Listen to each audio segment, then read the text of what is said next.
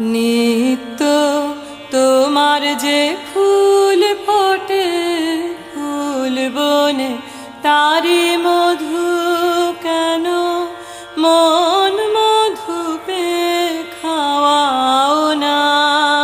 নিত্য তোমার যে ফুল ফোটে ফুল বনে নিত্য সভা বসে তোমার প্রাঙ্গণে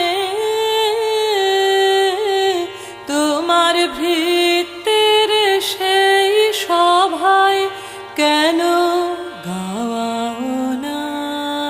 নিত্য তোমার যে ফুল ফোটে